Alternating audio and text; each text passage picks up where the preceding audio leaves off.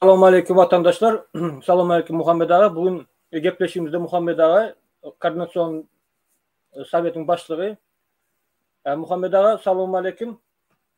Selamun Aleyküm Roşun. Selamun Aleyküm vatandaşlar. Muhammed Ağa, son gezek köpten beri görüşmedik. Son çıkışımızda efirimi oňatma bolmady, sesimiz oňatma bolmady. Şol vatandaşlarımda düşündürseniz, hani näme üçin beýle boldy? Birinji sorak size göndü geçirmek.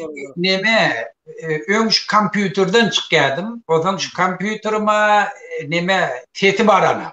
Sizin tetiniz gelýärdi, men tetim. Odan telefonum bilen üstübilen etjek bolduk, şol üçin şonu ýanarak boldy da endi. Bilemek näme. Ne häzir telefonum üstübilen edi boldy. Kal belkim gowul. İnşallah. Näme halkyň öňünde siz jogap berersiň Muhammed Ağa. Hökmen. Halk bağışlar, bizim halkymyz giňdir o zatlar. Biz ak ýürek bilen bir daýatjak bolýar. Biz o baýlygymyzy, güýjümizi görkezjek bolamda. Bizim nämämiz bolsa elimiziň aýadyna. Halk bilen arasynda biz açyk näme zadymyz edip bilýän boldyk, näme aýtjak zadymyz muhalidalda halk bilen açyk gepleşik. Şol üçin hiç gomany edip oturman. Tanrı alkasın Muhammed Ağa, Allah'tan kaçsın. O da yine burada bir tofori şu dili ay Türkmençe falan ya. Men vatandaşlarıma aytýan, men şu bilen adamı oýlanyp aýdana. Näme kellemde hemme güýjüm goýýan, şu bilýän adamı şol halka ýetirjek bolýar. Şu odan fars dilini okunma, orf dilini, özbek dilini falan odan hemme garşy. Şol üçin men ol haýfy dil bilen o gramatik tarapdan dogry boldygyny pikir edemem. Men nätirip halka dogry aýtjak zadymy ýetirip bilerni. Şol üçin şo üstünde goý. Şol üçin halk bagyşlap biler, ony eger käde men fars sözüni ýa orf dilini ýa beýleklerini aýrlanýar. Glavny bide esasy ders şu kun bide näme? Halkymyz şu beladan özü diýmeli. Şu öz diýmasa şu bela hemişe gaýtalap. Şol üçin biz ne prezident bolup geljek boldyk, ne öz nemämizi gör, bilimimizi halka görkezjek bolup, halk kiçeltjek bolýar beli. Ýok, biz bilen zadymyz. Şol üçin arasynda açyk halk bilen gepleşik. Minnettar Muhammed Ağa, hadislerde aýdylşýaly niýetine göre baka berilýärdi. Doğru. Indi aktual temalar geçelim. Muhammed Ağa, soralarımız ken vatandaşlar sizden soru berip bilersiniz. Efendim sonunda Muhammed abi soruları göndeririz. Aktual sorular Cuma Safar hakkında. Muhammed abi. Cuma Safar'da ne haber? Yine bir dedek talam vatandaşlar men sizin hemmäňizi yine şol o haber bilen aýtjak. Tebe dün barmallyla ýanyna Cuma Safar'ın. Oňa dün bardylar. Bu şokolla yönüşü koronavirüs sebepli her kim barjan adamla test etmelidirler. Odan Cuma Safar'ın ödem test edip ondan bir nitral zonada duşmalı oldu. Odan şol üçün dün Cuma Safar'ın test tapşırdı. İberden ejeti yani kardeşlere barjakla da olu da test tapşırdı. Odan şuun bardylar ýanyna Cuma Safar hemme watandaşlarymyzdan birinciden minnetdarlygyny bildirýär. Şu bizim oglanlarymyzyň şonu gollaýany görüp oty, eşitip oty hemmesini hemmäňize minnetdarlyk bildirdi. Öz aýtmyşyna göre keýpi gowy, şu öňküsi ýanak baýoy men halk üçin janym bermänin näme bolsa etmäni taýin. Kimde yurt düzeltmek için şun yanak bir iş etti. Bana tapawut yok. Kim oldu? Men şoğun işi buradan etcek diye de men şo bilen. Şol üçin Cuma Safar'ım aňyrdy. Yaman hemmet bilen gepleşipdirler, daýatdyrlar. Wurlan, ýenjilen ýeri yok. Şonu kakasy tatbiklady. Men şonu gaýtalap soradym, gurdulam. Yok, absolutna şoňa erdetöz aýdylanam dedi. Ondan hemmesem aýtýanlardy şeýle hökümet ýolbaşçylary ertide birinji gün ýene ýolbaşçylar bilen çal inni kepden belkem yetişdirile çıkarmaň üstün. Söz berdiler çıkarjakdy. Ýöne bir tofar şol dokumentalny düzeltmeli zatlary bar. Teber Türkiye'den alqaydıptırlar. Indi şonu bir hil edip hemmesini dokumentleştirmeli, şol dokumente layıklıkta edip de çıkaracaklar. Yöne pretenziyeler yok. Yine bir mesele ştada bellek geçmelidir. Bana kakasının aydındadı. Bunu Interpol gözde bir tofar abineniye bilen Interpol'e beriptir. Interpol'e beriptirler. Abineniye koyup. Şu abineniyelerin hemmesi ayırlı. On yanak abineniye yok. Şol için şu zatları tazlamak için o zaman birazcık şu vakt alıyor. Yoksa bana ne düşmançılıkları var, ne zatları var. Bu şu hareketleri bile Özbekistan'a bir reforma geçiriyeni hem mekşe ağlan ettiği sebebi şu neçelliğin görünen de cemaate para azar verilmedi. Yani sen eğer kanuni esasın yurdun içinde kemçiliği beyan ettin, ol yurdu peydarlı dini olu da bilyerler. Şol için olu ona karşı hisset edemez. Şu neçelliğin şuna ben ehleke şu ediklerin dağıtlarından aldım. Ondan sonra videoda düşüptür. Kakatlıydım ben hükmen ve videonu şu demedenin barlayarlı diye de hemmemize düşünüklü.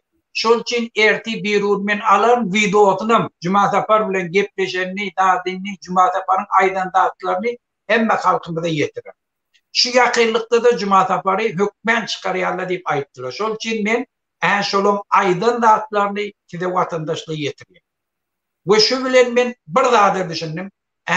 Özbekistan'ın devleti bir tofor reformları etti ve şu etmek bilen yine bir gayret subut etkiye yurdu düzeltecek oluyor. Yurdun içindeki problemini çözecek oluyor. Yöne bizim hemmemizden bilen önkü Sovet devletinden kalan sistema ve sonki Kerimov'un dövründeki döredilen sistema bir tofor peskelçiliği İslamik adam hayır iş edecek oldu, yurdu demokratik yola girecek oldu, bir tofor peskelçiliği, döretçiliği hem mekşebil. Bizim ona düşünüyor. Yöne esası şu atlan niyeti olup yurt düzeltecek olmak ve yurdu demokratik yola uğurtturacakları eğer çın olsa onu şu atları etmeli. Adatlık jurnalistlere adatlık vermeli. Metbuat adatlı yurdun içinde olmalı. Yurdun içinde kemçiliği aydıp bilen aktivistler arkaya çıkış edip bilmeli.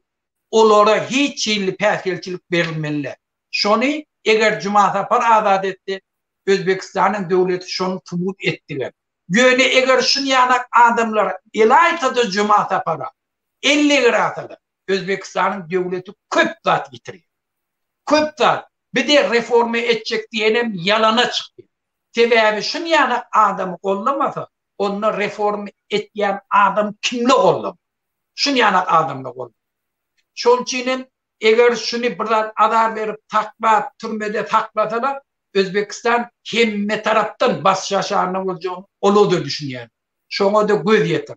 Şu sebepten bizim vatandaşlarımız Cuma Zapar'ın iyiliğine durmalı, ulu kömek, şunu kollamalı, hem iş ta çıkan çağda iyiliğine duruyla sebebi Cuma Zapar ak niyetli, hoş niyetli, dini öz vatanın içindeki problematını çözecek oluyor. Hem de fiilaşıp, hem de bir yurdun içinde arkayın yaşar, öz yurdun üstünmenin taraftar. Ol never, ol İgilsleyanak siyasi İslam devletin vuracak oluyor. Ol dini siyasettan ayrı oluyor. Şol için ol yurdun içindeki bolcuk reformları düyüpten, hakikatten oluyor. Şol için şunu yanak vatandaşlar çok geldi. Muhammed Ağa, siz özünüz gepleştiniz mi? Yok, men gepleşilmedim. Tagat razı. Olu barallarını men yatineyim. 2'de 3'te balıktırlı da derin vakti. Yöne can ediptirle ben. Şu vakit can ediptirle yöne men yatıydım da. Önkü akşam yöne men oturdum. Önkü akşam giyeceğiz bilen oturdum. Cennette gepleşeyim. Bana öz ara gepleşeğimizde ayttınız. Aha. Doğrudan Özbekistan sonki Karimov'dan sonki reformalar mı Şavkat Mirziyoyev geldi. Üç geçmeler var. Men 2-3 yıllıkta Özbekistan'a varıp kayttım. Büyüklü üç geçmeler. Ekonomikasında da var. Turistlerin sanından köp. Hatta şol Karimov vaktinde tamojna geçsen de Allah Murat Rahimov öz zadına aydıptı. Bizim tamojna geçen de diye bizim tamojnalar migrasiya gullukları adam geçende bir hezile diyorlar diye adamlar kıynadılar. Özbeklerin son yaldı bir 5-6 bundan. Her 2-3 yıllıkta var kayttım. Hoş niyetli ak yol aydıp hoş geldin deyip bir üç geçmeleri var. O da kendi üç geçmeler var. Sistem adam şeyle 35 milyon halk. O açık devlet bolsa ona investisiya koyuyorlar. Sen sistemanı dünyanın sistemasına kavat getirdin. Yurdun içinde metbuat, azatlık bolda bütün şu Amerikan kararlarının pulu var ya pensiyonlu fondun pulu. Şu sen konsan şu. Şunu şu tak koyuyor şunu. Yani dünyanın pulu ştalarda da şunu da pul ne edeceğini bilemem. Eğer yurdunda anam dedik bildi açık adam hukuklarını nimet yani şu tadı gelecekte hem de yurdun içindeki problemin para kaççılıkı çözüp bilyenini sisteman dünya kavat gelyenini şolun getiren pulları bir toğur korrupsiyonlarla ya devletin içindeki KGB falanla zorla ağla pulunu almayanlığın anındır bilden hem şu pulla yurdun iktisadını öttürmekten hayırlanır. Şolu da getirip şu pulu koyuyor.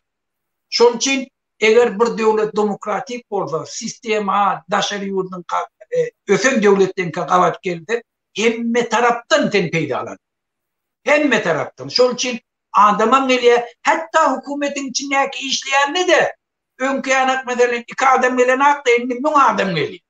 Mün adam gelirse sıravına sana peydalar. Halkın iktisadiyet ötüye, turizm ötüye, harit köp satıp oluyor, gazeteciler dolu oluyor, pul abarot köfeliyor, nalog hükümete köp geliyor. Özünden yurdun öyle. Şol için bizim bir tofor akmak nadallımız dine yurdu talacak oluyor. O iktisadiyet bile yaşıyor. Şolu ondan metbuat alatlarını yapıyor. Şolu ondan sistemanı yapıp taplıyor. Şolu ondan biri çala probleman ayıttı, şolu tutup vurup yiyecek. 35 milyon halkın takılacak olan en amatlı oğultu şu da demokratik yol elikmek. Metbuat adatlı olmalı, köp partiyalık olmalı. Özlerim ondan ertik kun bulaşmayan. Özlerim ertik kun çağılarına amrayı getiriyen. Hem şöhret getiriyen. Hem şöyle de yurdun içinde dastoyunu işlet bilen. Yoksa şu prezident diktatör olsa karamdağdaçılık etti, pul oğurladı, şunu öldüren çağlı hükümette durmalı. Gitti de, eğer onun önce gitti de bütün toplumun sonuna yetti. Oğlum, gör bir kalanları. Ben hemmesin göre, pul oğurla, doğru bilen hükümette dururlar, tohumu kalan ne? Alınır mı yani? Neme Ayşınız yağlı turistin köpelerine Özbekistan'da Karim Fitörü'nde her yıl 3 milyon turist geliyordu. Şavkat Mirziyoyev geldi. Hazır 2 yılın içinde pandemiden ön turistlerin sayını 10-12 milyona getirdiler. Doğru. Yine biz de deneştirsek Türkmenistan'ın türme öldü. Türmeden hazır psikbalinize ölüp var ya. Arada bir Murat Kurbanov özgepleşiklerin türmelerde reforma geçirmeli, türmedekiler boşaltmalı deyip göründeşlik geçirdiler. Ondan halkın ses kanalında Iklimov bilen Kurban Ağa deyip sol Ovadan Tepe'de Abdüşşükür'de oturup çıkan zatlar türmelerde oturup çıkan da şeyle bir Gestapo Germanya'daki Gestapo'nun doğrularda adamlara halka azar verip şeyle vakşılarça derecesine getiriyorlardı. Ne için Türkmenler öz Türkmenlerine şeyle azap veriyorlar Muhammed Ağa. Ne için böyle bir zalimi sebebi ne mi? Men birinciden mana şu Kurban Ağa o men komşum İran'da da. O hakikaten Yaman avrayla adam anırda hava.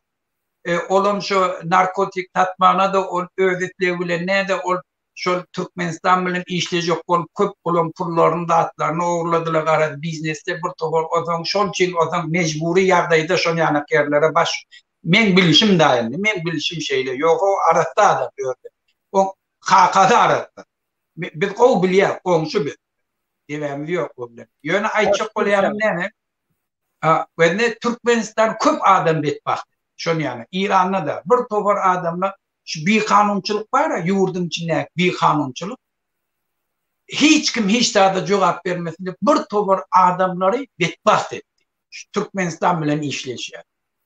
O zaman ola da şol bankrotvadan çıkmak için bir topar bir kanun yollara başvur.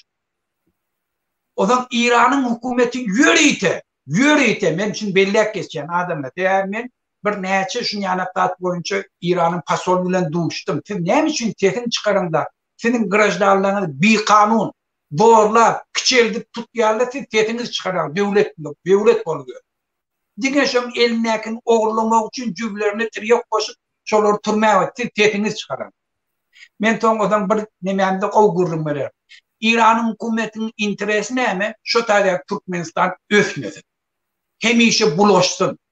Şol için şu diktatör oy oğurluğunu ettin, halkın arda olsun, hemişe bulaşık ettin. Şu yurt öfti de İran Türkmenlere beğenecek, oğunacak, rumkulunacak şunu.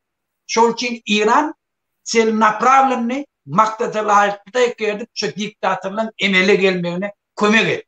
Hatta şu bilen öz grajdarlarının bankrot bolanını, olan türmeye batılanını, öldürülerini de gözünüyüm.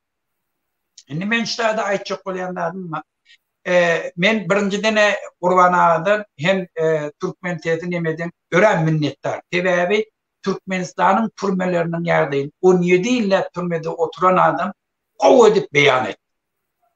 Yaman yerlikli gowy. Şunu hemmeňiz watandaşlarymyza aýtýar görün.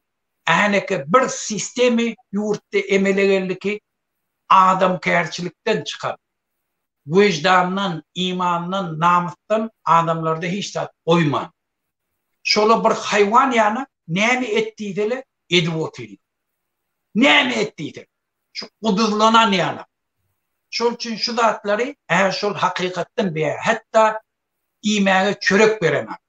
Özüm Türkmenistan bir döwleti ki dünyada en türmede yatarlan tani, grajdarlarynyň yatan tani en birinci nebede durýar. Birinci nemede durýar, ne ikinci, üçüncü. Türkmenistan'ın grajdarlarının türme girmediği yok. Her maşgaladan hükmen giren var. O zaman şunu yanak yardaydı. Tevabi kanunçuluk olan devletin günahı. Halkın günahı de adamla türme girin. Halk ne için türme girin? Ne için bir düzgünçülüğü var? Birincide ne mecbur oluyor. Eğer normal günlük görülen adam hiç vakit türme girin. Kanunçuluğun nämeliğini bilen. Sebebi kanunu çıkarayan adamın belli de, haçan çıkaranın belli de, näme çıkaranın belli. Şol için halk ne televizyoniye ve kanunlar halka düşündürür yani şu da et, bu da etme, beyttin, cinayettir, ol ettin, beyttin. İslerini palitçi, övne ora kanun öyle. Maske deyip demetli eline hiç dert yok, buyruğu var yok orada. Tapavut yok, şuna kanun ne kadar. Şu ödem adamdan o zaman bilmeyeni cinayet näme dilin bilmeyeni cinayet deyip türmeye var. İkincine adaletli suut yok. Suutlan hemmeti bir tane haramlardan eline istenlik vakti ayırıyor, istenlik vakti koyuyor. Näme deyse de ettiriyor.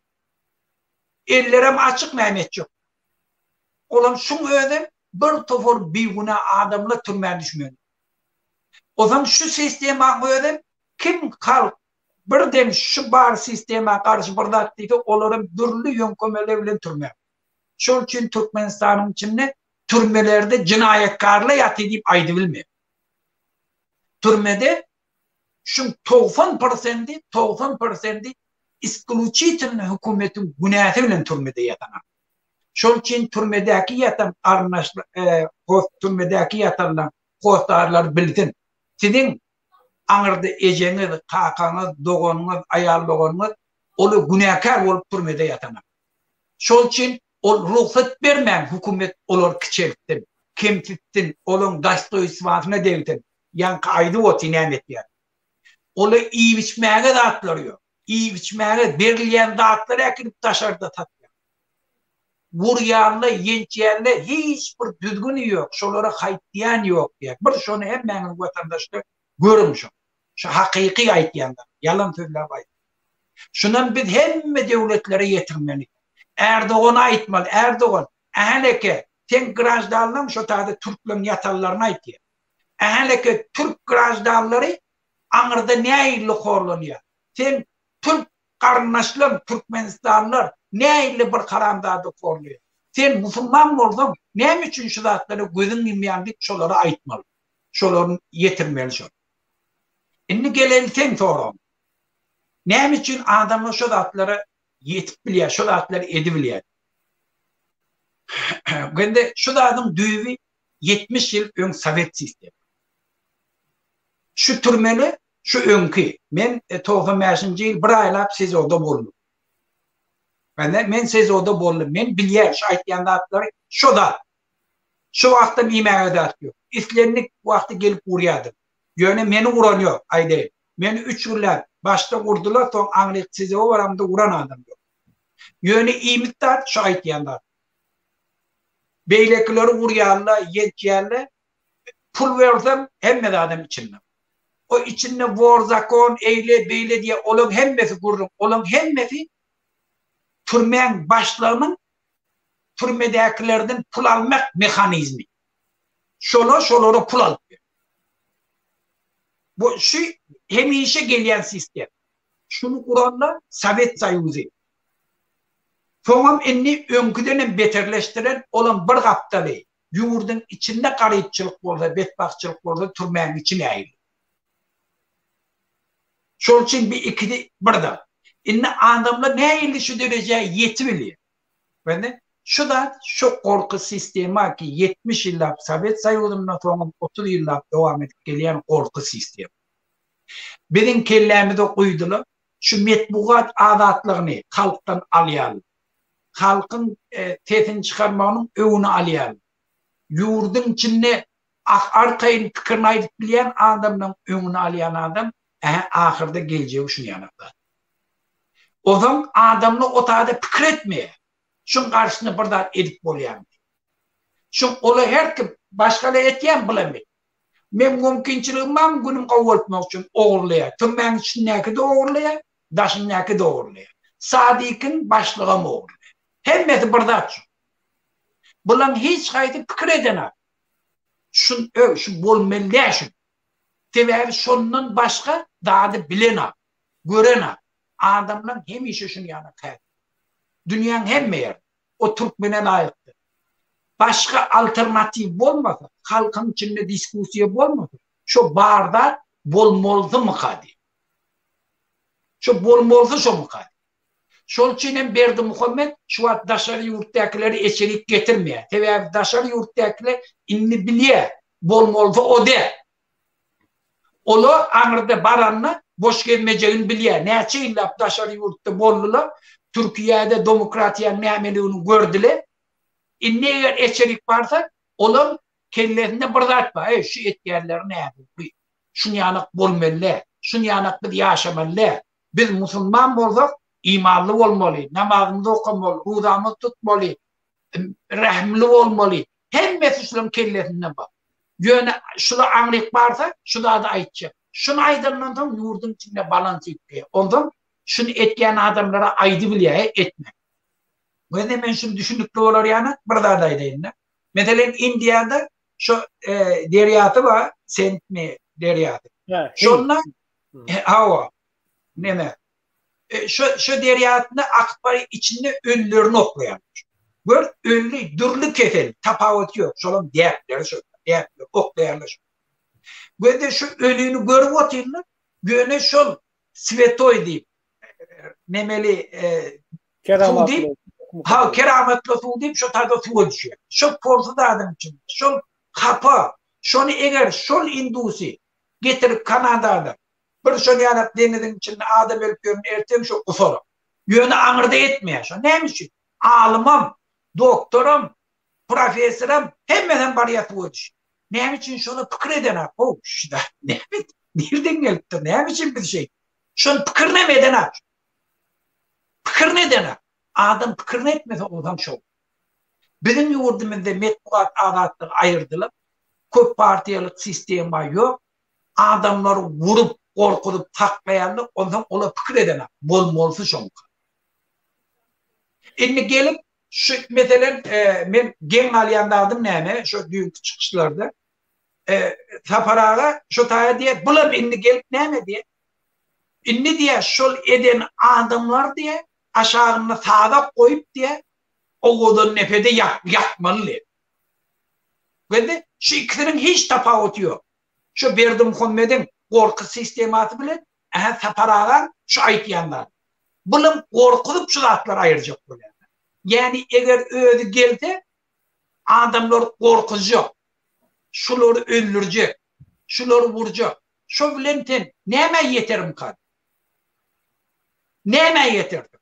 İçimde yok öyle. Şun çinem şunu çengin bir taparağı bilen ara tapağıtımız şundan. Ol adamları eskerme. Eskermesilik neyme yetirir? Küçeltme. Dostoyevski ne demek? Vurmak, yençmek, korkutmak.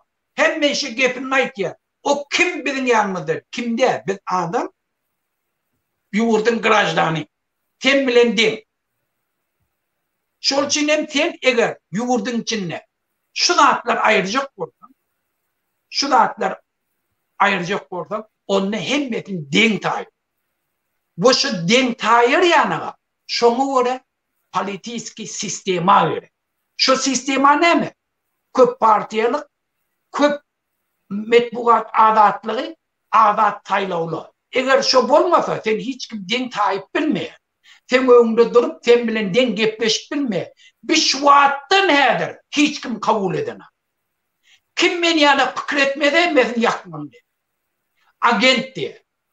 Aktivistlerin hemmesine açık başladı. Öğlerim şöyle bilen işler. Şöyle bilen bile işleşip şolun yanından çıkışını. O zaman şu adam şunun yanına gelip şu türmede şu gururun verip oturan adamın yanına avva deyip yüreği avutmağı yalan söylüyor.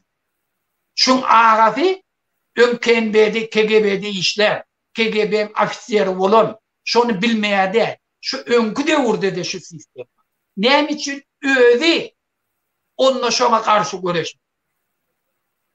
Sen kompartiyede ağda olmasan sen ministere mulkuluna hükümetin içinde işler. Ya Halmurad'ın ödü şu ünki devrinde şu yaşayan devrinde türme aynı şu ünki yani. Mümkün birazcık tapavutı olsun yöreşi. Vurmak, yençmek, adamın Dostoyevski'ne demek, dırnağını çekmek, falan etmek, narlar hemmesi şu. Şolun kanun çıkarıyor. Ne için şu vaktim şöyle fikir etmedi. Şu ne geleceğini.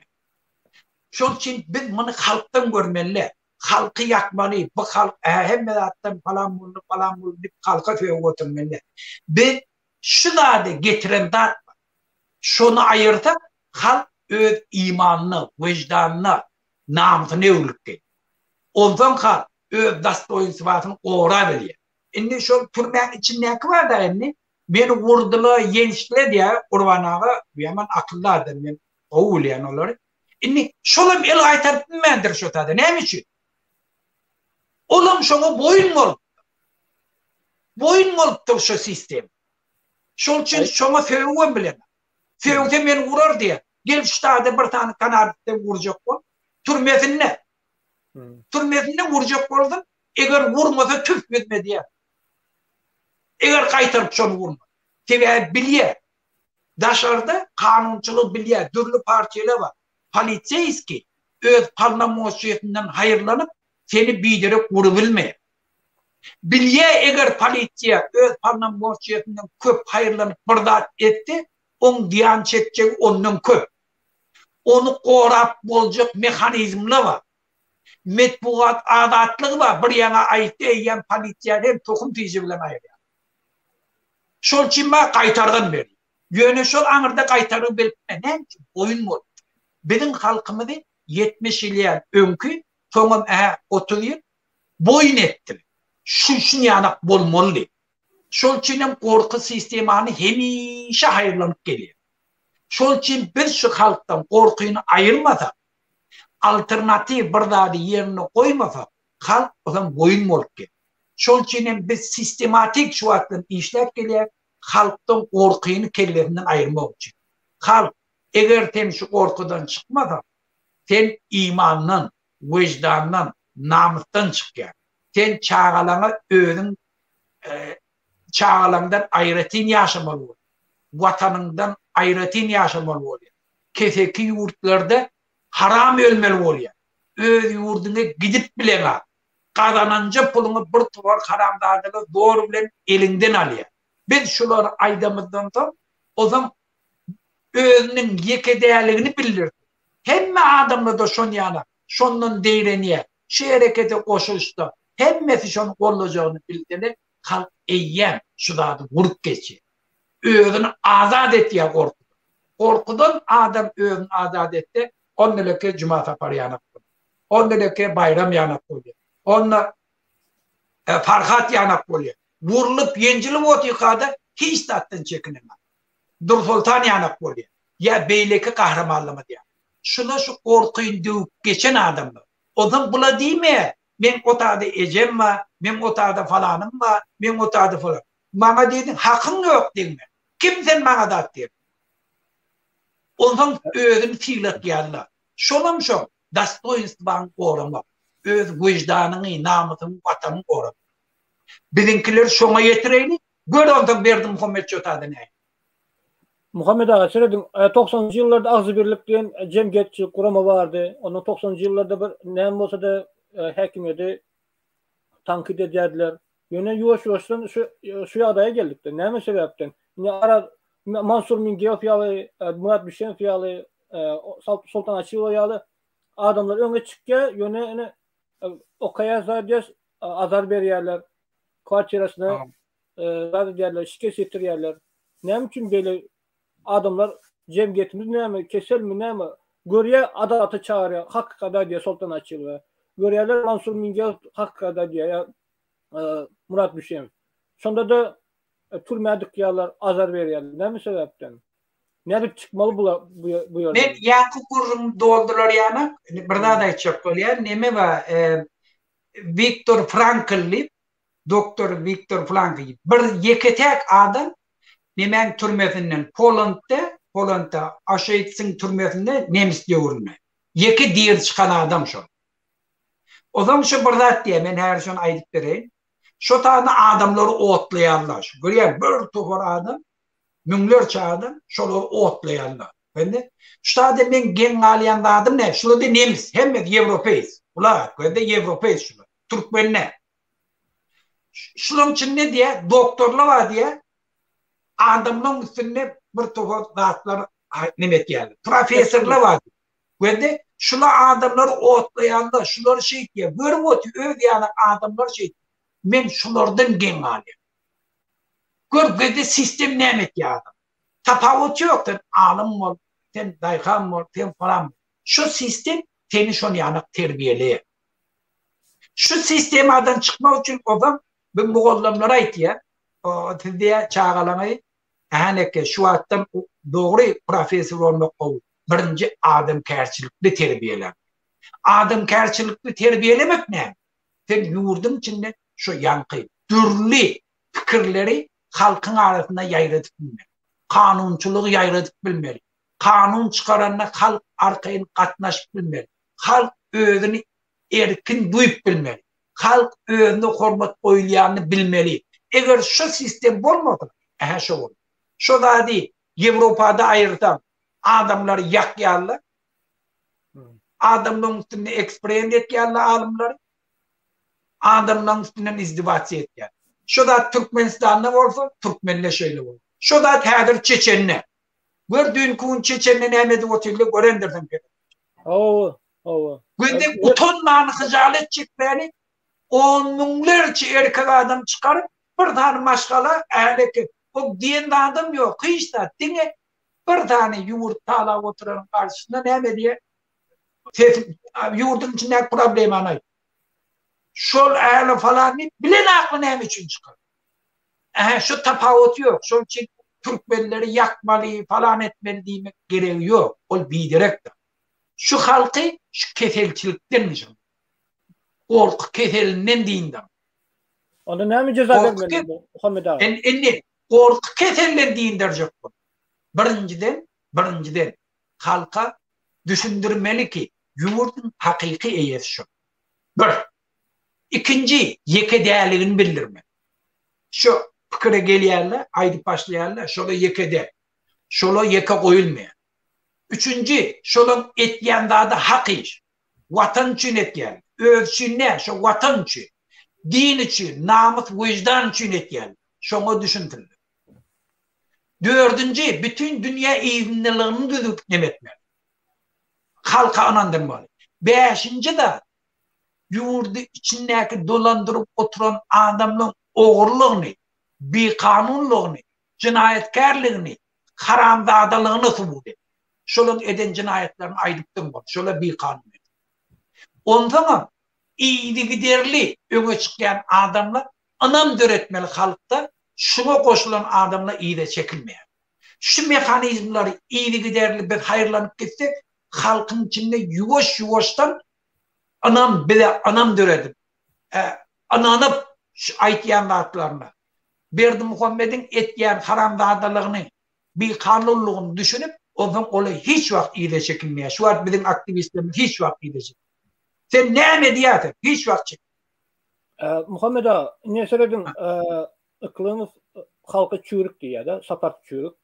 Onun bu näme şu türmedeki işleyen adamları yakmalı diye, onları basmalı diye, yok etmeli, atmalı diye, ayağına nasacak diye, kanlar söylenip onları atmalı diye. Näme ceza vermeli? Yani mesela şu cinayet işler nedeni adamlara. Wende birinci dene bütün halkımızın günahı ruhsat verdiler, şunu yanak cinayetkarlı emele gelmiyor. Şol için orada bir tavır cinayet edenleri biz yakmalıydık, o ne doğru olur. Wende biz birinciden ketelçiliği, ketelliğini kabul etmeli halkı, bizim opsiyasının ketelliğini. Biz inteligensi ortak şonu ne ettirip ketelçilikten çıkarmalılığını biz yolunu tapmalı. Haçanam halk öne çıkıp hareket edenle şu hükümetin içinde işleyen adamlar ne çok koşulsa biz şunu kollacaklık mı de? Şolun geçenini eden günahlarından geçebilecekliğimi anandırmalı. Ve dördüncü, bel kastlayın halkının karşısında cinayet etken adamlara şu kesilcilik ayırlar. Cinayete çekilecekliğini kanun esasında bütün dünya, bütün kalan ömrü dünyanın hem yerine cinayete çekilecekliğini biz hemişe kayıtlayıp ayırdık. Şu atlam, şu tadı türmedeki işleyenle kimle mukalif? Bereket eğerine ben kasem içeyen aydayım. Eğerleki taparağa, eğer şu sistemada kalan olsa şunu geçerli. Şolun, hazırım girse yine şimdi. Şun bir öldürecek kolpuyor. Şu an taşarı yurtta göreydi. Neme dörettiler? Bir ki elleme, şun karşımda görüşüm olsun. Bizim karşımıza değil aşık. Gelip yani şu an bir de eğerleki EYMK gibi agenti falan dedi. Bizim aktivistlerimize ayıtmadık daha diyor. O zaman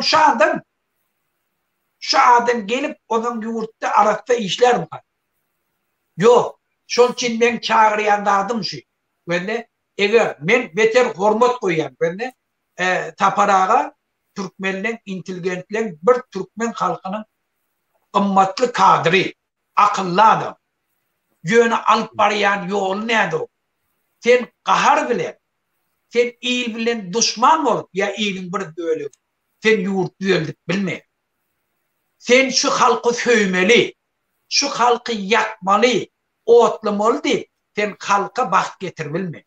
Sen kaytan özün bir cinayetkar. Hemişe de şu tarihte bulun. Bir cinayetkar ayırıp, eğer karşıdaşlarına ayırda yeni bir cinayet. O zaman öz atlarına ayırıp, onun embetir. O hemişe tarihte kaytalıp geliyor. Şunun için eğer taparağı aklı gelen mi olsun? Eğer yurduna bak isteyen mi olsun? Onu hem adamları denk eder. Ketel adamı otlum deyip aytmak gereği yok. Ketel adam leçiydi. Ondan şonu yine devam ettirdi. Ondan kanun esasını izolere etmeli. Ne bileyim sadist bolaylı onu öldürecek bolaylı yakacak. Ben onu izolere etmeli. Beylekilere diyaniyetini bilmer yani. Hem de hak hukukun dünyadaki bar normatif boyunca da sabudat etti. Metbuat adatlığından beri. Yine ıklım diyanızda yine şonu goldayan adamlar mı var? Oğlu çarığı Amerika'da yaşapıyor. Demokratların nemediğini biliyor. Yine şonda da goldaya şonu. Halmaya söyünü hem goldaya. Şveça'da demokratların görün, humanizm diyen zatlar görün. Kimde kezalar belli ol. Yani kimi işlerini töhmet atlayan için belli. Bunlar neye bağlanıştır ya? Ben daha buradaydım. Dünya saparağa, dünya şunda hem geptel de onda. Düşünüklü. Ben de adamlar ne açıdan bulup biliyor. Ben de hem siyasetçi der. Neden her bir etken şahımız doğru deyip hiç gayetimiz ayrılıyor. Her gayetimiz şu kefelçiliğin bir simptom var. Hemmemizde de var. Şu da Amerika'da kemtireyen şuna yanak bolup bilemek. Bir toparda attı da. Şu polisiye taklarına diğer şuna boyun olacak oluyor. Bir yerdekiler boyun olmuyor. Şimdi ben de evet iyi de boluya diyecek oluyor. Şimdi kendi atlı var. Yani mesela burada Naruşaya demekte diğer şunu ay gayret et falan kavdiyecek. Dattime diyecek oluyor. Türkmençilik çıkan ok diyen mi kanla hem de. Ve de şu simptomların hemmemizde şuna için başı. Men aytiyana şol için kemtireymiş. Şulan bolşiyana teyabi şu sistem adının terbiye almadığım için hazır şula yanak bolup bile. İnni, men ne diyecek oluyor?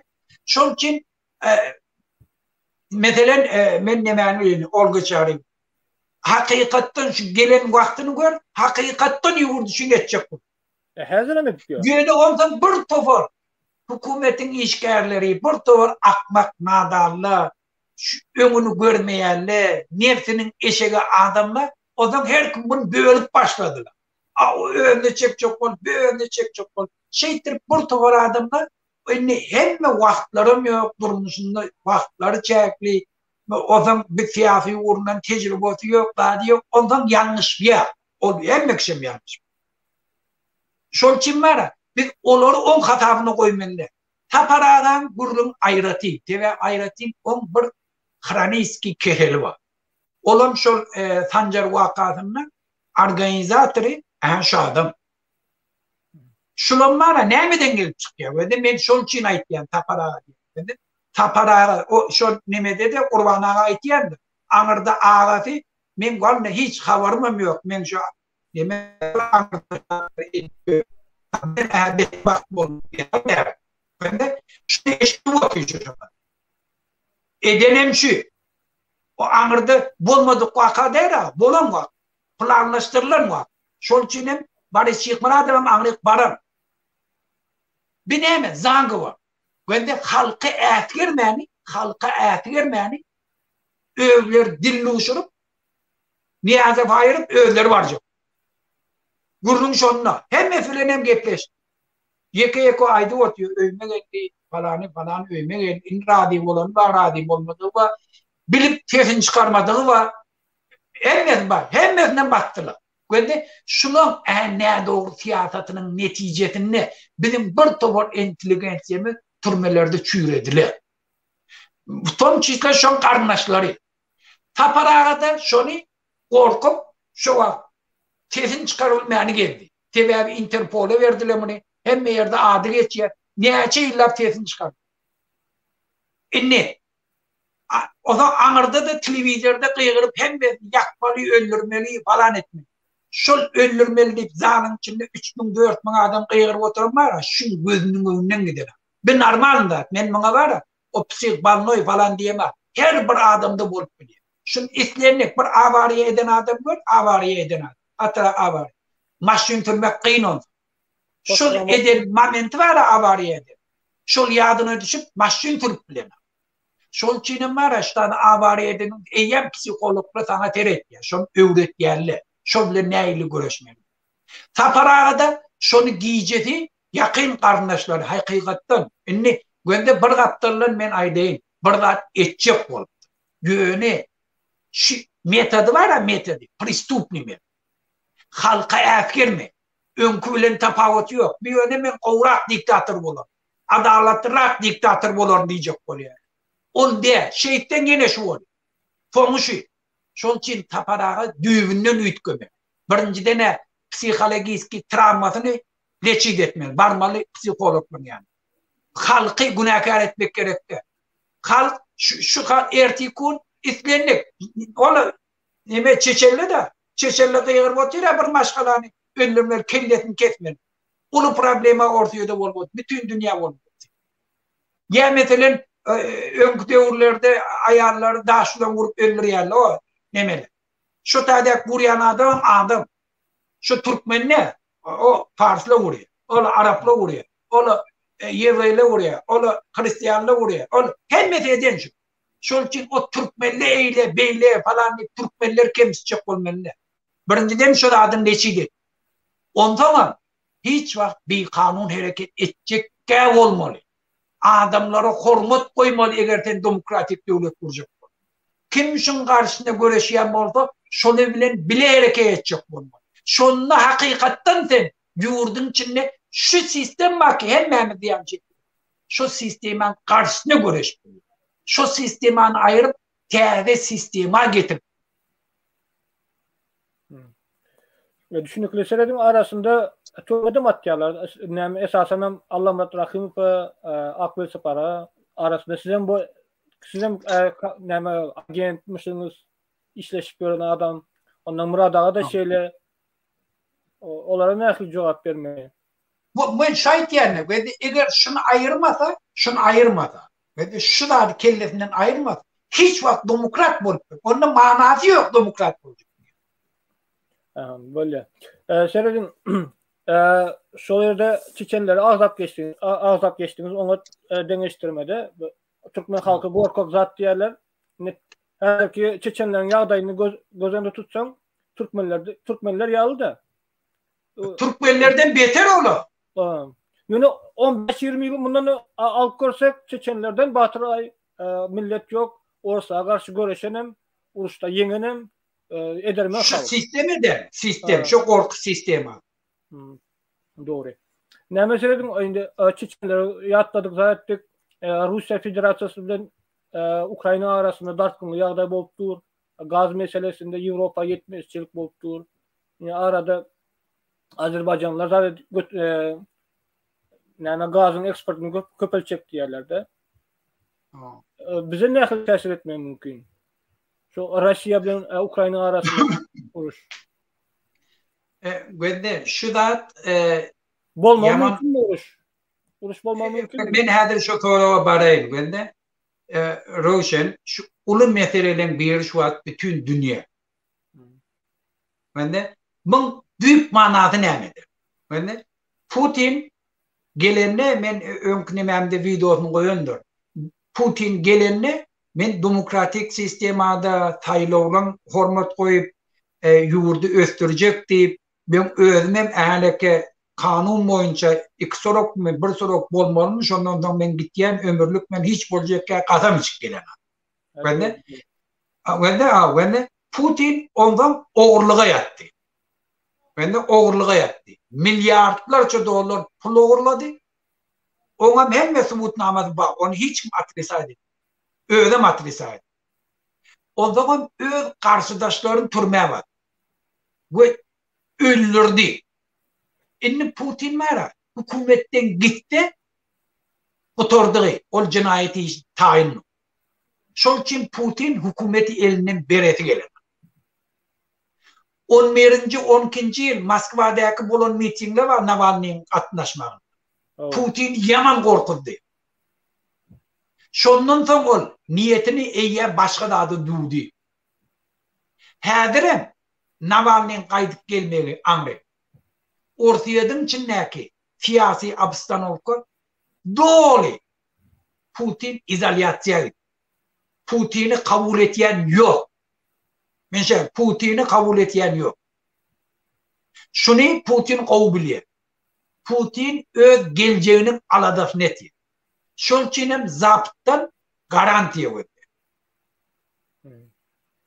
Garantiye verdi. Bir bahana NATO heneke ortayanın granitiyetine geliyor. Eğer şu an o oğlunun diye de fikir edin diye o neme Amerikan NATO Ukrayna geldi diye o zaman Krime'ni alacak diye de ne olur diye. Gönde diyen dağdını gönde o dine ağlama sen Krime'ni ne için aldın artık? Ne için aldın? Krime bir devletin ki hemme doğurlar etrafında verilir. O hemmeler belli. Sen ne için bir özbaşlık devletin ki hemmeler gepleşilen şun gelip bir bölüğünü alayak o da ne için? Sen Yanukovych vaka alana haçanam bir devlet özi demokratik devlet bilen yurt dolandırmaya başlanma biz ondan korkuyor. Biz ondan şu demokratik devlet bolondan korkuyor. Neyin ki NATO şota geliyor. Sebebi şola demokratik bolda onu ortaline hep bir aratnaşa koyup ortaya da ifle tesiri var. Şol için şondan korkuyor. Şol için eğer Yanukovych şotada otursa ona öğrettiler Vidyatka öğrettiler. Onunla Putin'e NATO ne mi? Ukrayna'nın bağıttalına da NATO ne mi tapam? Yani NATO eğer ortaya da alacak olsa 90. yıldan ta 2000. yıla çellin ne mi ortaya da zaşitatı var. Ne mi zaşitatı? Yeltsin dolu ne mi değil Amerika etti? Şu var. Balçıka yurdam şeyler yakın da orsada. Hava hemeden hava yok. On şol için var ya. İnne şu tane gururun ne emeğinde? Şol için Putin'in korkuyanı övünden. Bir bu işlerini uğrattın nişota. Bu işlerini hem de uğrattı.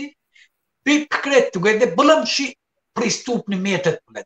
Ve banditski metot fikir etmek. Ve mışleni etkili. Halkı korkutup taklap oluyor. Korkutup halktan pul alıp oluyor. Birini devletlerden korkutup öz niyetine yetecek. Şunun için gücünü uğrattı. Zapıtam düşündü de var ya Nitolka buna hiç de vermediler. Kaytan beter kömeğini köfelttiler Ukrayna. Hani ellerimizden eller. Zapıtam utturayandan ne yani? Eğer Ukraynalı övler radi olsa uğraşmaya biz pulunu verir, yararını verir, oy ortaya vursun. Kim utturuyor işte? Zapıda utturmuyor. Ortayadan aktivadiyet aşağı. Yurdun içinde de halk narda. Zapıta kaydan peydalı ortaya çıkıyor, uruştu. Sebebi yurdun içindeki uruşa karşı divizyenleyen hareketin döneceği hem bekşe bir. Ortayadan intelijensiyeti böyle yatmadı.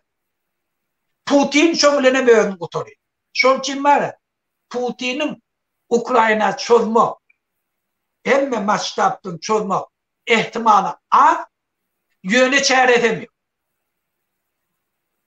O yöne onun başka bir planı gödevini bize ne akıl tesir etmeye mümkün Muhammed Ağa? Bize ne akıl tesir etmeye mümkün? Ben şöyle ne var?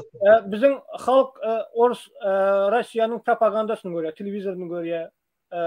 Gol dayanan var olayı. Hatta inteligensiya bir akıldan düşünen adam deyip fikir ediyen verin. Sonra da diktatura, avtoriter rejimi göre, Putin'i göre doğru diye, özünü görenmeli deyip Rusya'nın gol dayadı. Rusya'lardan Kreml'i gol dayadı, Putin'i gol dayadı. Bize ne akıl tesir etmeye mümkün? Bize de ben şuna varacak. Ben de inni Putin şu an tupikte dur. Uruşta yitiriyen dadı koy. Yitiriyen dadı koy. O uruşta üstünlüğe kazanıp bilmiyor. Hem sanksiye girliye, hem uluk muğlaklı uruş bolya, partizanski uruş bolar, ortaya dönem iktisadiyet, on yani bu işler ki, bu yanaklarda cidaviler. Yadım uruş olur mu? Ha? Atım uruş olur mu? Olmaz mı? Yok, şol için uruşup bilmer diyen men. İnne çıkargı ne? Ya bir tartılık etmeli, ayını bir nimettin bir tartılık ederini odan bir da radi olur nime derdi. Bolmağı mümkün şonu. Göne men fikir etken Putin başka da adın üstünde etap fikir etken. Onun Orta Asya'nı eline şonum yani nime təbiyin ön yanına Nazarbayev'i zorlap ayırdı. Yerini öz adamını koyacak. Onunla da öz diyeni yanık bolmadı. Putin'in işleyişi yanık bolmadı. Devevi Kazakistan'ın halkı aktivistleri biraz katırak durdular. Dünya cemiyetçiliği katırak önünü durdu. Eyyem yani iyi veren nemelerine olan niyeti kalmaktı bayanlar. Eyyem çıkardılar. Yurdun içindeki grajdanski aktivliğin köfelli. Reformalar on değişimden eyyem yukarı derece. Bir kaptırlığına Sredin Asya'da da avrayını yitirdi. Yöne inni şun ne ettirip Mehmet yok oluyor. Şun ne ettirip. Şu nemelerden sonra eyyem Tacikistan bilen gepleşip başladı. Eğer yardımda oldu, Tacikistan bilen gepleşip başladı. Tacikistan'da eyyem bir tane esas var. Putin şu tak bu hücum getirmem. Oğlum Afganistan. Oğlum Afganistan bilen granitsalık deydi. Rahmanov Aydıvotin. Şu taraftan bir de Hope var. O zaman Penşir'deki Tacikli Mehmut Şan oğlu şu tarafta 8.000 tane koşunu var. Tayin, uruşa tayin. Şu adeçeliğinin paddavatsı eden akla. Talibanlara. Övler takla oturluyor şu tayin. Şolunun sentri demede. Bir tofar vayenliler de samolyotları bilen, vertolyotları bilen Tacikistan'la Özbekistan'la. Marshall dostum gücü bilen Özbekistan'la. Afganistan'daki Taliban'la da hazır dünyanın içinde hiç kim onları kabul edemez. Ön Putin isteyerdi demokratik devleti ayrılsın. Şunun için hem Taliban'la bilen aratnaşı vardı. İndi Taliban'la geldi, Amerikan'la çıktı. Taliban'la Putin'e gerekli. Şunun için Putin bir buferin zonu hükmünde yankı Mesud Şan nemelerine kömek edip Tacikistan'ın, Özbekistan'ın üstü bile yankı general dostumu o neme Afganistan'ın severini çastın yani North demetini demir kadağını eğilecek oluyor. Bu fırına zonu yok. Şol çiğnem şu da adam Putin'in avrayını kaldırıp biliyor. Hem dünyada hem Yahudinin için. Hem Sentral Asya'daki devletlere bilyaniye köpeliyor. Yönü şu aralıkta şu amalını aşırmakta nimet yanında Türkmenistan'ın nitralının şunu perfil çıktı. Hem Berdi Muhammed'in akmaklığı, yurt dolandırıp bilmeyenliği, yurt dünyada yirgenç döredelliği. Şol için hükmen Putin itlerini hareket edecek oldu şöyle diyorlar. Berdi Muhammed'den din mal. Yoksa Berdi Muhammed'i taklayacak olup hareket etti. Bulan o biyavrayılığına yine biyavrayçılık etti. Şu taraftan inni şu zatları hemmesini bilip eyyem Kitay Özbekistan'ın, Kazakistan'ın, Tacikistan'ın, Türkmenistan'ın prezidentlerini yığınat eyyem video konferansiye geçirdi. Bir mesaj Putin'e verdiler. Şu da bizim hem interesimiz var. Kendi berek nimetçik oturmadı. Bula da övünden var. İran'dan India'ya da geçirdi. Şun yani kısastavda yığına geçirdi. India'ya da ait ya. Ortaya da sen kredi oturma. İnni bir region senkidir deyip. Sen bilyaniyendi. Bizim hem interesimiz var. Dün Washington neme Institute'de bula da bir makale yazdı. Orta Asya'da bunu üyüt köşklere karşılayadık. Ben İngilizce Facebook'ta koydum, şunun çıkışında da koydum. Bu da rekomendasyon veriyorlar belli doğma. Şu regionlar Sen aktivlik bolya Amerikan interesini qoraryanı aladan etmeli. Şol için Orta Azya şu ulu siyafi üttöşükleri şu taada qarasın. Deve Putin'in çıkkantı yağdaydı. Şu hareketi baş koşma mümkün. Oşu oti. Abgattalının beyliki devletlerin interesi. Şu taada ondan halkın aktivliği. Eğer biz neyce aktif olsa ondan zainteresovunu devletle gelip öz islenlik adamlarını koyup bilmer. Koydurmarlam. Eğer halk sesini çıkarmasa Putin bir pervarot bilen getirip öz adam koyup biler Krim'de edişiyor. Bir 200-300 tane önkü geveşniklerini de kanına başka bir yerini getirip koymak var. Halk sesini çıkarmaz. Halka bağlı. Hava. Yöne halk köşeye çıktı. Halk aktif oldu. Daşar yurtta bir aktif oldu. Ondan Amerika, Kitay hem de ayet ya. Ay dur. O kıyırıp verenli vardır. Onlarsa ne Türk'ten beyç. Şolçinin şu atlan öğren vazni etaati atlan biri halkına. Bizim ıkbalımın başkanı belli. O şun kun eğerdeki şu regionun nemeti şu. Yardayı. Senin Afganistan'da hazır talipler vardı. Onların kasapları dondurulan, pul geçirilen 10 milyarda çilli almalı pul var ekende. Ama pul yok, açlık. 85 milyarda kolay yarağı var. Şoları yara eksport edip bilmez mi? Kara yollar bilen Tacikistan'a, Özbekistan'a yurdu bulaştırmak için özünün ideolojisini eksport etmezler mi ki? Talipler. Ben de şun kun Talibanlar, Taliban'ın yardığı öz gününün aladı. Birincide ne özleri olmuşana. Eyyem öz aralarına dava. Şeyle mi? Ama her komandir, bayo komandiri öz vilayetini alıp şu önkü nemelerinin öylerini edilip gölle ayal alayalla karada o iş yok. O birini şol çinem yani yakaylıkta eşlenlerden Özbek komandirin, Talip komandirin ayırdılar. Ne aşırı yeni ayırdı. Şol için buna hava ba nemede ba. Tuttular şu at şu Özbek komandir. Taliban ön şu en neme smertniklerinin biri. Şimdi ben ne diyeceğim? Taliban her yurt dolandırılan. İktisadi kriz. Şimdi şu halkı bir hilledip sen taklamalı mı? Ne imiti var ne daha. Şol için hedir buna daşar yurdu burada eder ne pedir kellerinden çıkarır. Bidat eder ediyor. Yararken pula merteç, yarar satmazlar mı? Yarar satıp bilir. Yarar Afganistan devletleri de.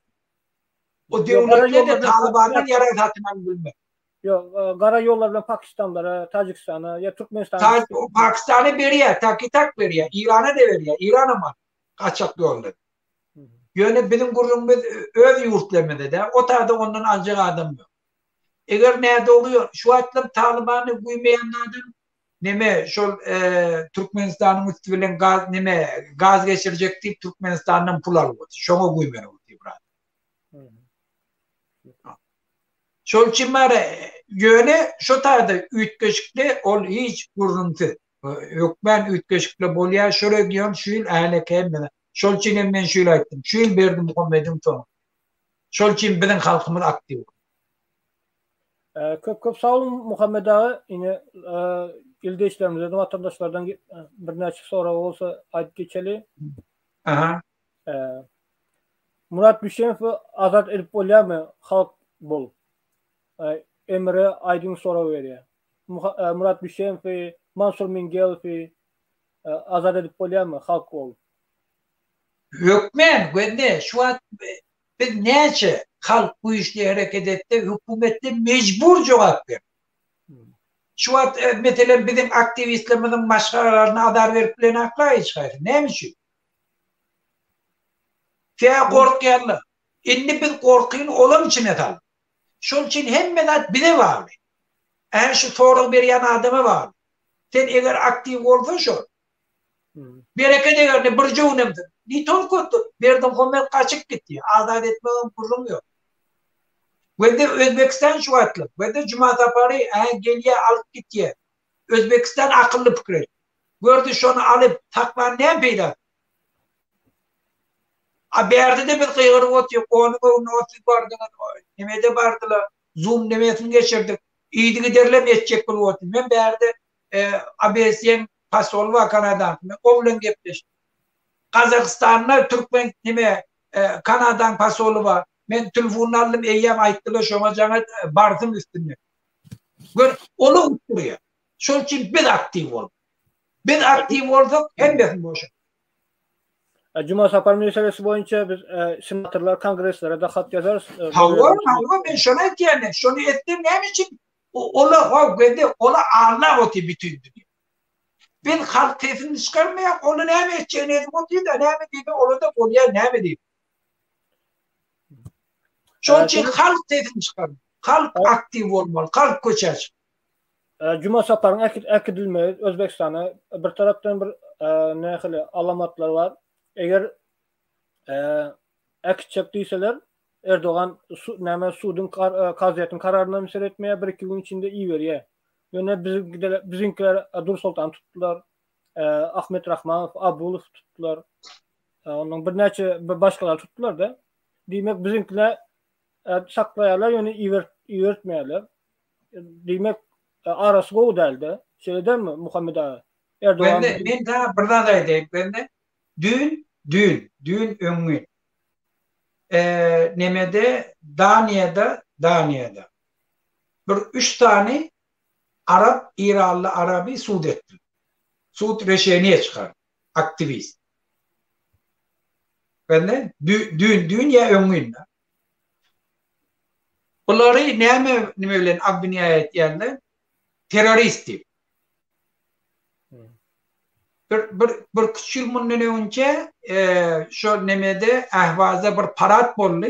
Şu revolüsyon bolongunne avatlar. Şu tada nemettiler. Bir to şu parat geçip otika atışık bollu öldürdüler bir to. O zaman şu Suud bolonların biri şu öldüren yani terörist yerle dairni. Şunu mesela çıkış edip kollaptı. Ondan Arabistan'dan pul alıptırlar. Şulo. Suud bolonlar enne. Ben de kulağı. Ve enne düşünükleyim. Ben bilen İran'la Arap'la köheniye, kemtidirliye öz dilini okabilen aklı, öz yaşayan yerlerini, özleri hakimde bütün neft gazlarını o yukarıdakileri oğurlap satıp otuyorlar. O kaytam o Şiilere verirler. Livan'a veriyor, Filistinlere veriyor, Yemenlere veriyor. Şolun baylıklarını. Ben düşünüyorum olan. Ayrılacak diye de hakkı var, neyme görüşecek diye de hakkı var. Yöne dünyada bar bir tofar normatifli var. Sen görüşmeye hakkın var. Yöne eline yara kalıp görüşmeye hakkın yok. Dünya şunu kabul edene. Şimdi şol çiğnem Daniye'de en demokratiyan nemelerinin içinde adaletli Suud bariyerine de şunu Suud edip durmaya var. Ben ne mi diyecek olayım? Benim kovda adımız şu neçelin ki neçe yol bile bizim ütkötecek olayım bizim yani. Bizim hareketimizde. Yürü gideyliğin, yarakalayliğin, Afganistan'ın içinden gideyliğin, yarak tayin, vagorları görkettiler, yaraklayın, pul verdiler. Ne için? Bizim hareketimizi teröristlik kıyafetiyle edecek. Teröristi. Ben de şol için eğer bizi teröristi juristler kıyafetiyle edip bildi, ondan devletlerin arasındaki saklaşanıya da şunun esasında birbirine berip bilirler. Düşünüyor musun? Bizim oğullarımızda şunu yanak bahane hiç kayıtmıyor. Biz mirni. Pasolçluğun ne var ya? Aytiyak hakkımız. Ne Cuma Sapar'da kaziyetin kararı vardı. Şimdi bunu biz son ilerler. Ve de ne? Yöne ve de Cuma Sapar'ın Interpol gönderiyorlar. Bir soňky edenler üçin ne? Öň şonu ýanak bir togorda atlar bolmaly. Häzirem şu wagt şonu aýtdylama. Göni onu hem birini aýyrdylar. Sebäbi hiç ýyl onu ýanak pikiri ýok Jumat. Menem aýtdym, şunu öldürjek diýip o mesaj uratýarlar videonu. Hawa. Öň musulmany vurup azar berip bize agent bol. Şola äleke, şo zady etdirmäge mejbur etdiler. Ol teröristde, ol hakyky öz halkynyň köý adam diýip. Düşünükli. Şeň şol üçin Cuma sapary azad etýärli ýok belemi. Şol üçin aýtjak bolýan adam biz hiç wagt bir kanun ýolla bilen dünýäde kabul edilmedik metotlar bilen biz göreş etmeli. Biz göreşmeli Türkmenistanyň konstitusiýasynyň esasy. Adam hukuklar deklarasiýasynyň esasy. Ondan ola bizi ýatyrjak ordalar cinayete baş koşmaly bolýar diýip. Ola ondan cinayet. Ola korkup gelmeli. Düşünükli. Indik soru Sançeh Kaçelini. Sançeh Kaçelini. Ýekeçe sorawym bar. Haýsy döwlet öz azatlygyny gan dökmezden gazandy? Gan dökmezden azatlyk kazanan ýurt barmy? Ermenistan, mesela Kırgızstan, Gürcistan, ya yine mesela İran'a adil revolüsiya 79. yılda gansız revolüsiya geçirildi değil ya da.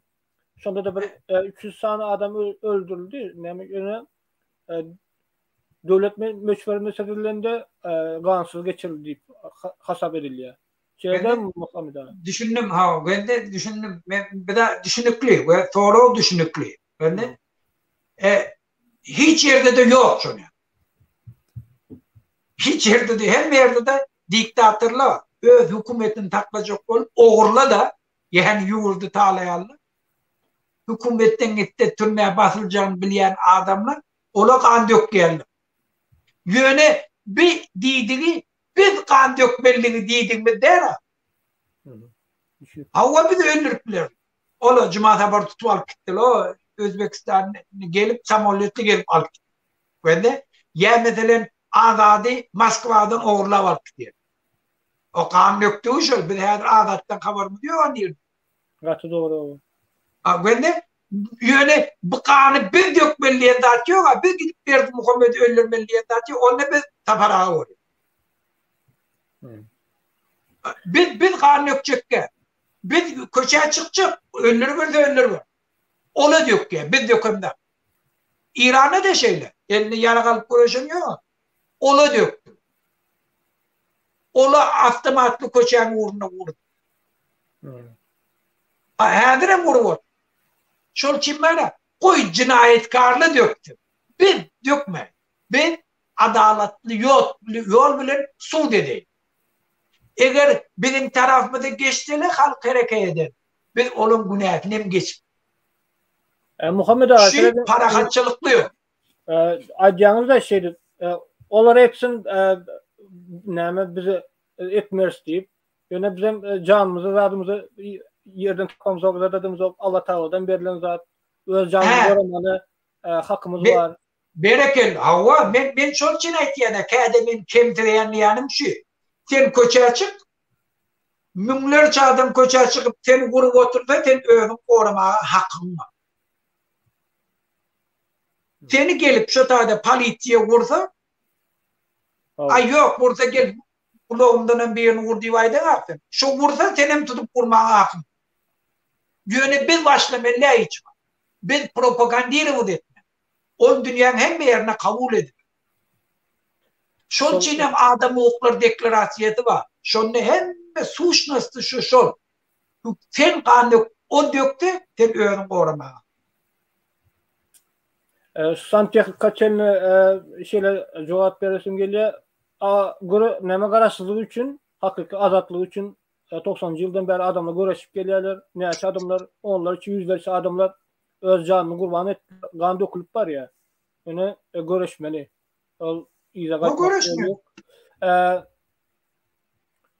Diktatör tayaklap kovmasan gitmeye diye. Türkmenka. Diktatör tayaklap kovmasan gitmeye, revolüsiya olmasa azatlık yok. revolüsiya kanlı bolýar, gansız bolýar, bir ganyň möçberi bolýar. Ýene bir sora Santiago Kaçeninden gelýär.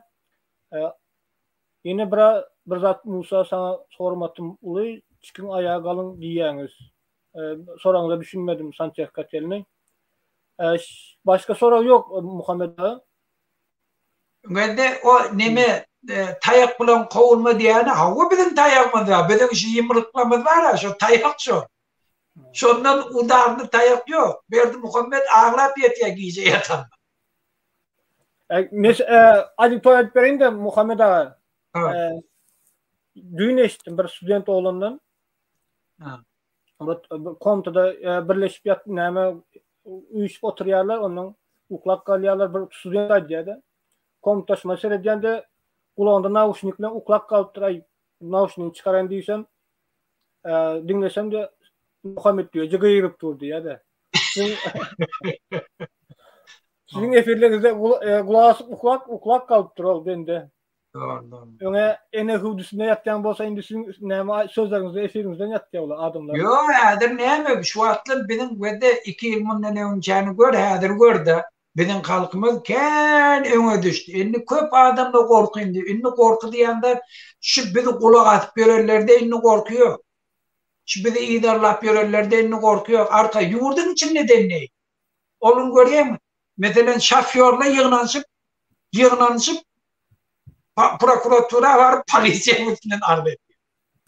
Şu eýýäm, şu ýankı diýenim bar, adamda indi ýok o, büturmuş bolana, indi şu dogry etmeli dady var, şundan dine ilip eýýäm ýol gözdäpdir. Biz şu näçe tany köpeldi berdik.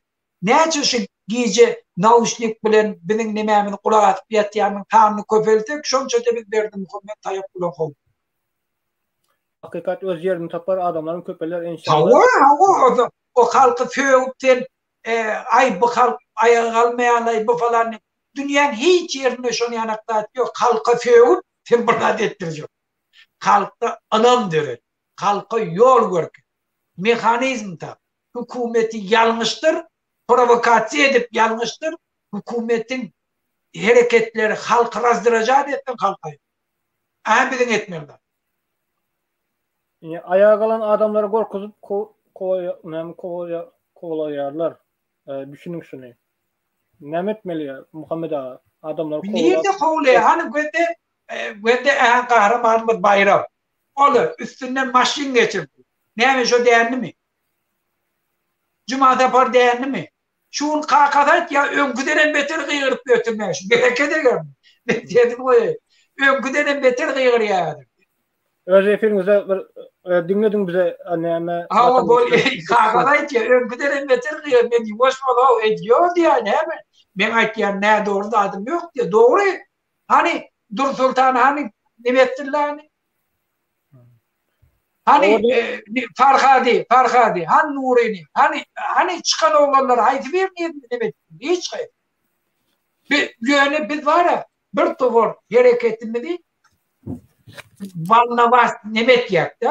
Araf Nuhayet yani hareket hem önkü içinde ondan beter kağıdı formalı bir hareketimiz devam ediyor. Şuna ben bekliyorum. Ben hükümeti näçe cinayete mecbur ettik, cinayet et. Bidatla yadır kuturana.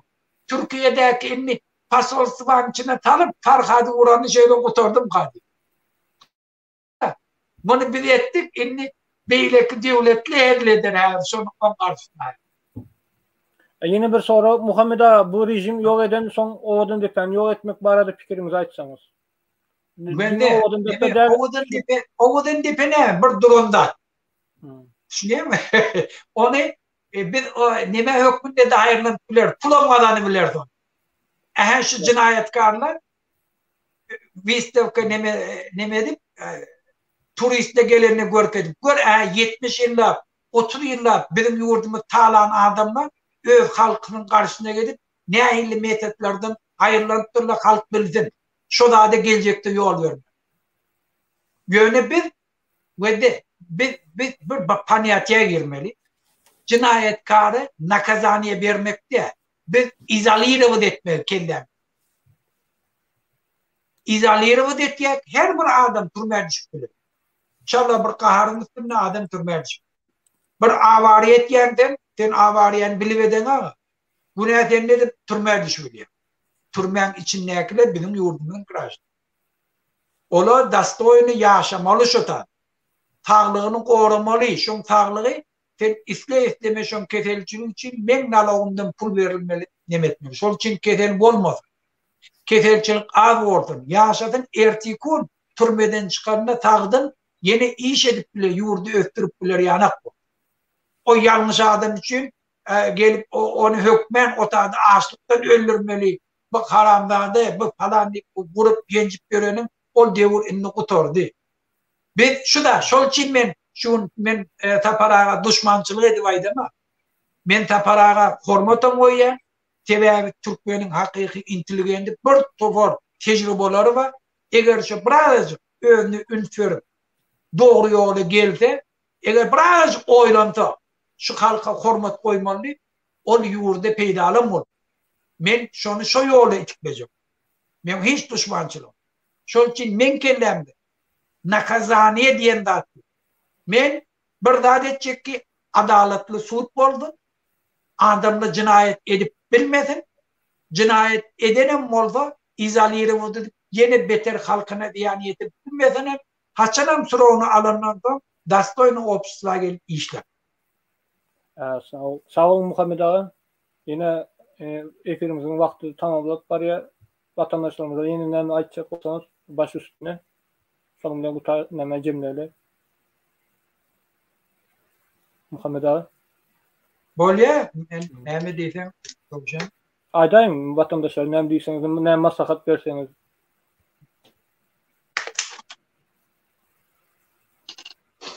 Bolya, onunla hoşlaşaýly. Hoşlaşaýly. Bolya, sağ olun vatandaşlar, müsbir dinleýän üçin, gelen üçin, sonra bereniz üçin, şu aýdylan zatlary paýlaşyň, söhbetleşip geçirin.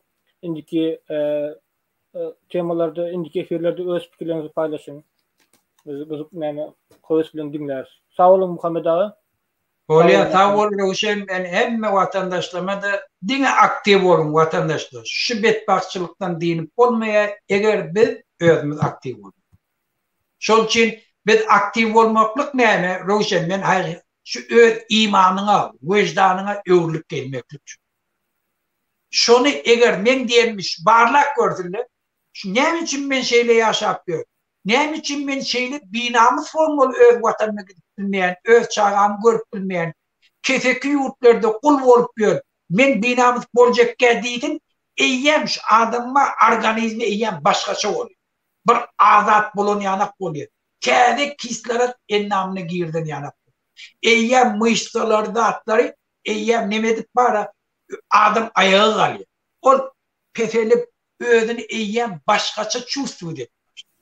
Şol için adamla vatandaş gelin öz ýurdumyzda eýe çykaýlyk, dastoyny ýaşaýlyk. Sağ ol. Bolya, sağ olun vatandaşlar. Bolya, sağ olun.